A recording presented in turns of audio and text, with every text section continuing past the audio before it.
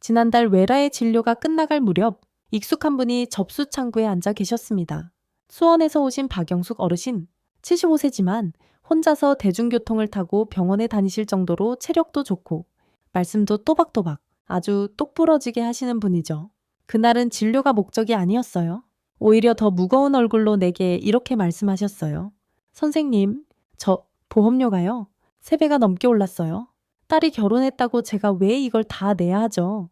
나는 일단 차분하게 앉으시라고 하고 천천히 이야기를 듣기 시작했습니다. 이런 문제는 감정보다 구조를 보는 게 먼저거든요. 하지만 들으면 들을수록 나도 점점 마음이 무거워졌습니다. 박 어르신은 셋째 딸이 작년 가을 결혼하면서 세대 분리를 하셨다고 합니다. 그리고 2달 뒤 어르신 앞으로 건강보험 고지서가 도착했는데 기존 6만 원에서 무려 19만 원으로 껑충 뛰어올라 있었던 거죠. 선생님, 이건 폭탄 맞은 거잖아요. 저는 뭘 바꾼 게 없어요. 그대로인데요. 딸이 시집 간 것 말고는요. 건강보험공단에 전화를 했더니 이런 답이 돌아왔답니다. 세대 분리로 직장 피부양자 자격이 사라졌고 이제 지역가입자로 전환되어 집, 연금, 자동차까지 반영됐습니다. 그리고 결정타, 건강검진도 4년 넘게 안 받으셔서 건강위험군으로 분류되어 할인 혜택도 사라졌다는 설명이었죠. 어르신이 참 억울해 하셨어요. 딸이 결혼한 게 제 잘못인가요?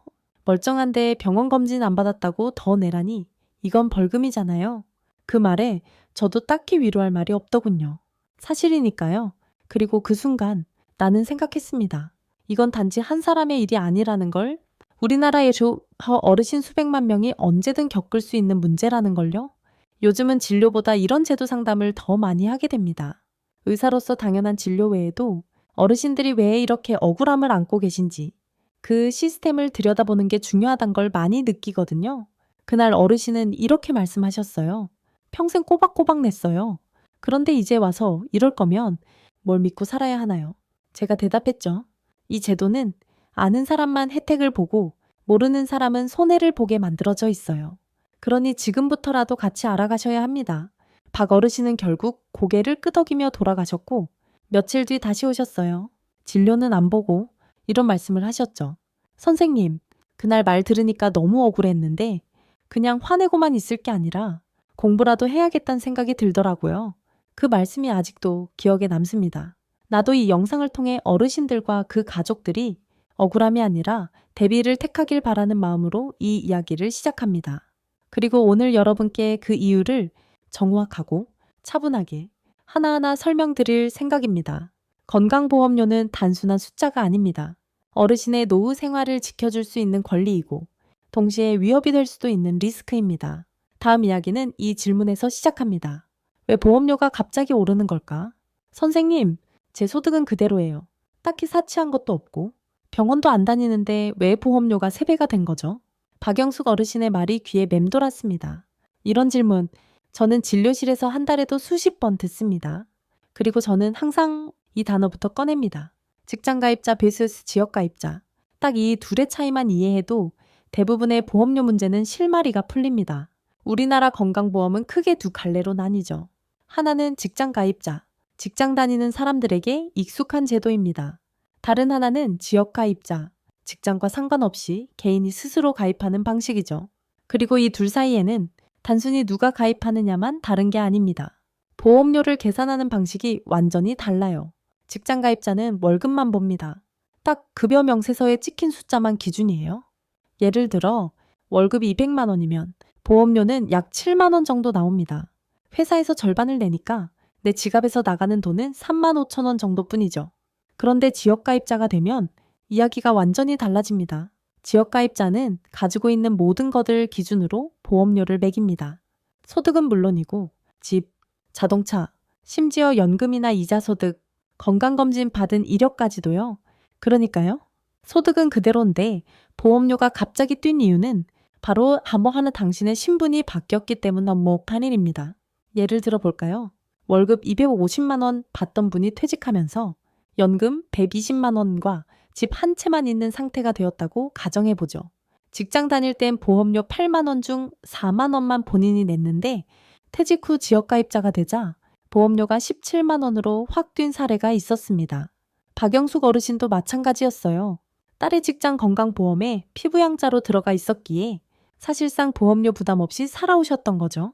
하지만 딸이 결혼하면서 세대 분리가 되자 그 순간 피부양자 자격이 날아갔습니다. 그리고 바로 지역가입자로 전환되었죠. 이건 법적으로도 자동입니다. 신청하지 않아도 누구나 세대가 나뉘는 순간 시스템에서 자동으로 분리됩니다. 그리고 그때부터는 당신의 연금, 주택, 자동차, 심지어 건강검진 이력까지 모두 반영되어 계산이 이루어지는 구조입니다. 그야말로 보험료 폭탄이죠. 그런데 정작 많은 분들이 이 사실을 사전에 몰라서 충격을 받습니다. 세대 분리 하나 했을 뿐인데 갑자기 2~3배씩 뛰는 보험료를 받아드는 순간 심장이 덜컥 내려앉는 거죠. 그럴 때마다 저는 의사이자 상담자이자 어떨 땐 자식처럼 어르신들께 말씀드립니다. 이건 당신 잘못이 아닙니다. 몰랐다고 해서 창피할 일도 아닙니다. 문제는 지금이라도 아는 겁니다. 그리고 나면 다음 질문이 나옵니다. 그럼 안 올릴 방법은 없나요? 그 질문에 제가 꼭 드리는 대답이 있어요. 피할 순 없습니다. 하지만 줄일 수는 있습니다. 그 방법들을 다음 파트에서 하나씩 알려드리겠습니다. 하지만 그 전에 한 가지 꼭 말씀드리고 싶은 게 있습니다. 자동차 때문에 보험료가 더 올라간다는 사실 알고 계셨나요? 아들이 효도한다고 준 차 한 대가 어르신의 보험료를 매달 6만 원씩 올려놓은 사연도 있었어요. 생각만 해도 억울하시죠? 그래서 다음 파트에서 그 사례를 자세히 풀어드릴게요. 왜 작은 변화 하나가 보험료 폭탄으로 이어지는지, 그리고 그걸 막기 위해 우리가 무엇을 해야 하는지, 자동차 한 대 때문에 벌금 어느 날 아침 외래 접수가 시작되기 전에 진료실 문을 조용히 두드리신 분이 있었습니다. 선생님, 실례 좀 하겠습니다. 문을 열고 들어오신 건 인천 연수구에 사는 68세 최정호 어르신이었습니다. 제가 오래전부터 진료를 보던 분인데 정년퇴직 후 건강 걱정보다는 마음고생이 더 깊어 보이더군요. 선생님, 요즘은 몸보다 돈 나가는 게 더 겁납니다. 무슨 일이냐고 물었죠. 그랬더니 주머니에서 건강보험 고지서를 꺼내 보이셨습니다. 기존보다 6만 원이 더 부과된 금액이 적혀 있었습니다. 소득도 줄었고 차도 거의 안 탑니다. 그런데 왜 갑자기 오른 건가요? 저도 이상했죠. 그분의 생활 패턴은 잘 알고 있었으니까요. 그래서 자세히 여쭤봤습니다. 알고 보니 몇 달 전 아들이 새 차를 샀답니다. 그래서 기존에 타던 2019년식 200cc 그랜저를 아버지, 이제 이거 타세요 하며 물려드린 거죠. 최 어르신은 본인이 타던 2005년식 소나타가 계속 고장이 나서 폐차한 참이었고요. 아들 입장에선 효도였죠. 아버지에게 좀 더 편하고 안전한 차를 드린다는 의미에서요. 하지만 문제는 거기서 발생했습니다. 건강보험공단은 자동차 배기량을 보험료 계산에 반영합니다. 특히 1000몇 개의 포인트 이상 차량은 가산 대상이 되죠. 즉, 200cc짜리 그랜저는 자동차 자산이 크다고 판단돼 매달 6만 원가량의 보험료가 추가 부과된 겁니다. 선생님, 그 차요. 한 달에 2~3번 마트 갈 때나 몰아요. 평소엔 지하철 타요. 차는 그냥 세워두기 바쁩니다. 어르신의 말씀이었죠. 그래서 제가 공단에 확인 전화를 넣어봤습니다. 담당자는 이렇게 답했어요. 차를 사용하는 빈도는 중요하지 않습니다. 등록되어 있는 배기량 기준으로 가산됩니다. 그 얘기를 전해드리자 최 어르신은 조용히 고개를 떨구셨어요. 그럼 차를 바꿔야 하나요? 효도 받은 게 죄가 되네요. 이 말이 참 아프게 와닿더군요.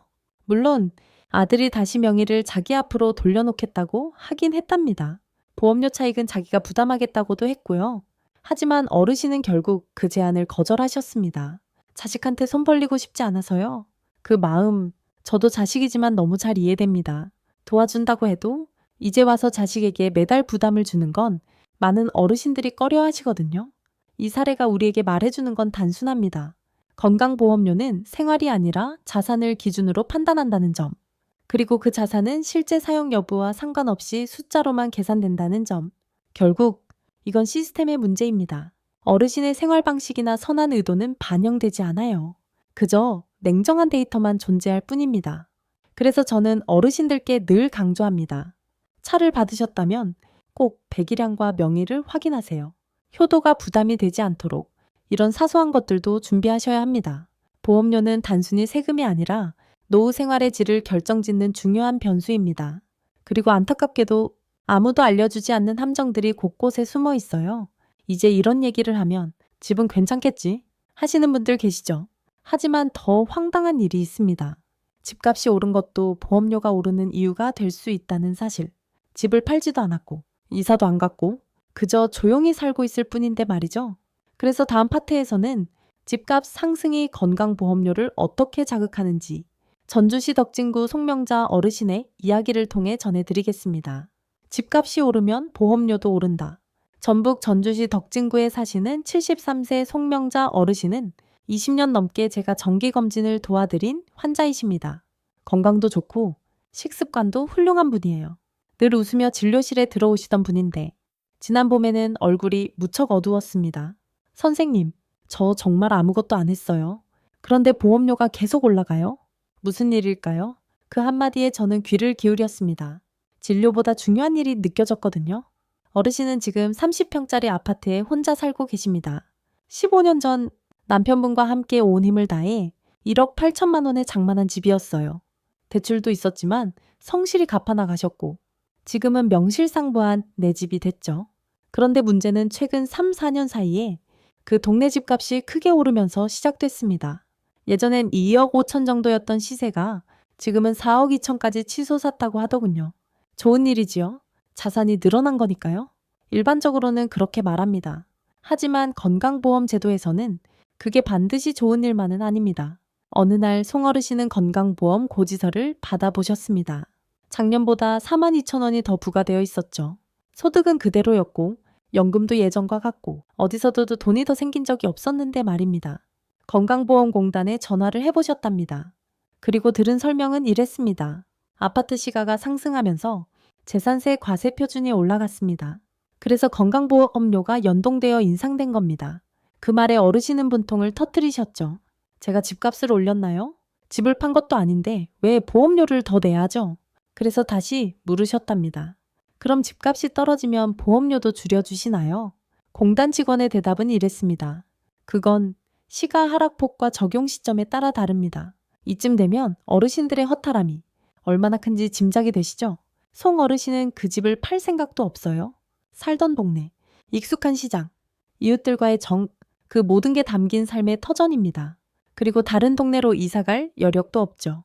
나이가 들면 집은 단지 부동산이 아니라 삶 그 자체가 되니까요. 그런데 그 집의 시세가 오른다는 이유 하나로 보험료가 계속 오르고 실질 소득은 줄어드는 상황이 반복되는 겁니다. 선생님, 저희한테 남은 돈이 얼마인 줄 아세요? 전기세, 가스비, 관리비 내고 나면 남는 게 없어요. 식비 줄여야 할 판이에요. 그 말씀에 저는 더 이상 위로할 말이 없었습니다. 시스템이 그렇게 만들어져 있기 때문입니다. 그리고 더 무서운 건 이거죠.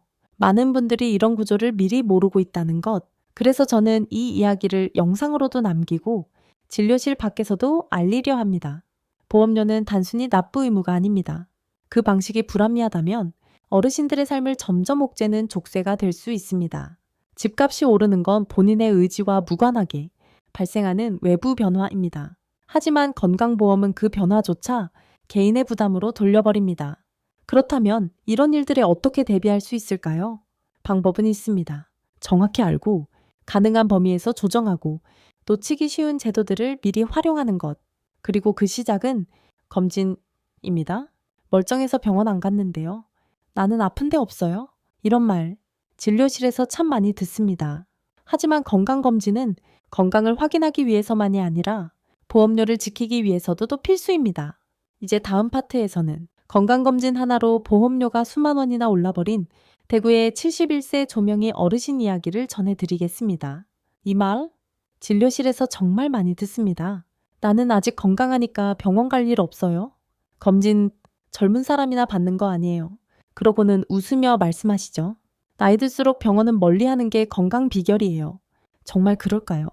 대구 북구에 사시는 71세 조명희 어르신이 계십니다.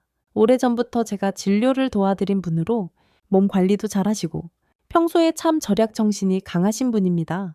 몇 달 전 어르신은 매우 화난 표정으로 진료실에 들어오셨습니다. 선생님, 이건 진짜 말이 안 돼요. 보험료가 갑자기 4만 원 넘게 올랐어요. 소득도 그대로, 집도 그대로, 차도 안 바꿨어요. 저는 진료 기록과 보험, 공단 안내를 함께 확인해 봤습니다. 그리고 확인된 건 하나였죠. 건강검진을 4년 넘게 받지 않으신 것. 그 결과 조 어르신은 건강보험공단에서 한밤의하고나 건강위험군 터포트로 분류되었습니다. 이게 왜 문제냐고요? 건강보험에서는 정기적으로 건강검진을 받는 사람에게는 보험료 감면 혜택을 줍니다. 하지만 2년이 넘도록 검진을 받지 않으면 건강관리에 소홀한 사람으로 분류되어 그 혜택이 사라지는 구조입니다. 조 어르신은 말씀하셨어요. 선생님, 70 넘어서도 큰 병 한 번 없었고요. 감기도 한 번 안 걸렸어요. 그런데 멀쩡한데 왜 병원 가서 쓸데없는 검사를 받냐고요? 그 말 너무나 공감됩니다. 사실 저도 의사지만 막연한 불안으로 병원에 오는 것보다 스스로 건강을 잘 관리하는 것이 훨씬 중요하다고 생각하니까요. 하지만 문제는 제도의 방식입니다. 건강검진을 받지 않으면 할인이 사라지는 것뿐만 아니라 오히려 추가 부담이 붙습니다. 결국 조 어르신은 월 보험료가 기존 12만 원에서 16만 2천 원으로 훌쩍 올라갔습니다. 그 차액만 연간 50만 원 가까이 되는 셈이었죠. 그리고 어르신이 마지막에 하신 말이 제 마음에 오래 남았습니다. 이제 와서 검진 받는다고 뭐가 달라지겠어요? 이미 옳은 건 돌아오지 않잖아요. 맞는 말씀이에요. 이미 분류가 바뀌고 고지서가 발행된 상태라면 그걸 원래대로 되돌리는 건 어렵습니다. 하지만 중요한 건 앞으로 더 오르지 않게 또는 다시 할인 혜택을 받을 수 있게 만드는 것. 그래서 저는 모든 어르신들께 꼭 강조합니다. 검진은 병을 찾기 위한 게 아닙니다. 당신이 건강하다는 걸 증명하는 절차입니다. 그리고 그 증명을 2년에 한 번만 해주면 보험료 부담을 낮출 수 있습니다. 그게 지금 이 제도가 돌아가는 방식입니다. 검진은 어렵지 않아요.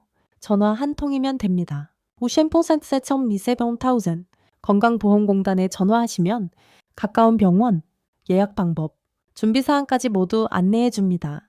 대부분의 어르신은 국가에서 비용을 지원하기 때문에 본인 부담도 거의 없거나 아주 적습니다.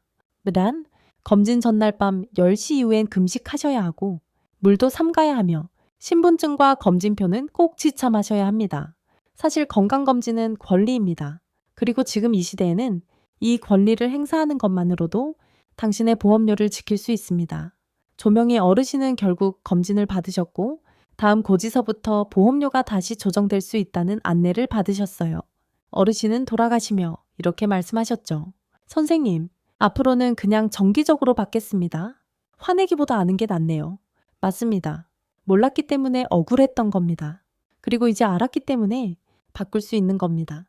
다음 파트에서는 이제까지 소개한 실수들을 방지하고 실제로 보험료를 낮출 수 있었던 입가지 실전 전략을 정리해서 알려드리겠습니다. 그 어떤 영상보다 실용적일 테니 끝까지 함께 해주시기 바랍니다. 제가 진료실에서 가장 자주 하는 말 중 하나가 있습니다. 우리는 생각보다 더 많은 걸 신청하지 않아서 손해를 보고 있습니다. 정말 그렇습니다. 보험료도 마찬가지입니다. 정부가 마련해둔 제도와 절차가 분명히 있는데도 몰라서 안 해서 포기해서 매달 수십만 원씩 손해를 보는 분들이 너무 많습니다. 그럼 지금부터 제가 직접 확인하고 알려드리는 7가지 절감 방법을 정리해 드릴게요. 첫째, 건강검진 받기 월 3만 5만 원 절약. 앞서 조명이 어르신 사례에서 설명드렸죠. 검진을 받지 않으면 보험료 할인 혜택이 사라지고 건강위험군으로 분류되어 더 많이 내야 합니다. 울산에 사시는 68세 김정순 어르신은 코로나 이후 병원에 가기 무서워서 3년 넘게 검진을 미루셨어요. 그런데 보험료가 계속 올라 걱정이 되어 용기 내어 검진을 받으셨고 그 다음 달부터 보험료가 무려 38, 0원이나 줄었습니다. 전화번호 빈센턴세버슨세다 트위전 시간 없으셔도 꼭 한번 전화해 보세요. 검진 예약, 가까운 병원, 준비사항까지 모두 알려줍니다. 둘째, 소득이 줄었을 땐 보험료 조정 신청. 춘천에 사는 76세 이상분 어르신은 작년까지 소일거리로 농사를 지으셨지만 올해 건강이 안 좋아 일을 쉬게 되셨어요. 그런데 건강보험료는 그대로 나오더랍니다. 그래서 공단에 전화해 상황을 설명했더니 소득이 줄었다는 증빙 서류를 제출하면 다시 계산해준다고 안내받으셨어요. 그 결과 봄에 보험료가 월 15만 8천 원에서 9만 2천 원으로 줄었습니다. 팁, 퇴직, 폐업, 수입 감소 시에는 꼭 증빙 자료를 챙겨 보험료 조정을 신청하세요. 셋째, 자동차 배기량 확인, 특히 천연백실치 초과 차량 주행, 자동차는 그냥 있기만 해도 보험료에 반영됩니다. 타는 빈도와는 상관이 없어요. 1000몇 개의 시 이하 차량은 보험료에 영향이 없지만 그 이상이면 가산 대상입니다. 가령 공대직 중형차 한 대만 있어도 월 6만 원 이상 추가 부과될 수 있습니다. 아들이 명예 이전해준 차라도 이 점을 모르면 선의가 부담이 될 수 있어요. 넷째, 부동산 명예 분산 검토주에 세무상담 필수. 집이나 토지 등 부동산이 건강보험료 산정에 영향을 줍니다. 시세가 오르면 자동으로 과세표준이 올라가고 보험료도 함께 오릅니다. 따라서 재산이 많을 경우 가족 간 명예 분산 또는 일정 부분 처분을 고려해 볼 수 있습니다. 하지만 반드시 세무사 상담을 받으셔야 해요. 자칫하면 증여세 문제가 발생할 수 있으니까요. 다섯째, 세대제압과 신청 피부양자 자격 회복. 부산에 사시는 69세 문영자 어르신은 이혼한 아들이 다시 집으로 들어오게 되었습니다. 이럴 경우 세대제압가를 신청하고 아들이 직장가입자인 경우 어르신은 다시 피부양자 자격을 받을 수 있어요. 문 어르신의 경우 월 18만 원 내던 보험료가 0원으로 줄었습니다. 조건은 다음과 같습니다. 함께 거주, 자녀가 직장가입자, 어르신이 소득자법 재산 요건 충족. 이건 정말 꼭 체크하셔야 할 중요한 방법입니다. 여섯째, 보험료 분할 납부 신청 단기 부담 완화. 당장 보험료 내기 어려우신 분들 많으시죠? 그럴 땐 한 번에 내는 대신 2달, 3달로 나눠 납부하는 방법이 있습니다. 공단에 전화하면 간단한 신청으로 조정할 수 있어요. 물론 보험료 자체가 줄어들진 않지만 한 달 예산의 부담을 줄일 수 있죠. 일곱째, 공단과 상담하기 정확한 내 조건 파악. 마지막으로 꼭 말씀드리고 싶은 건 이겁니다. 건강보험공단 직원도 사람입니다.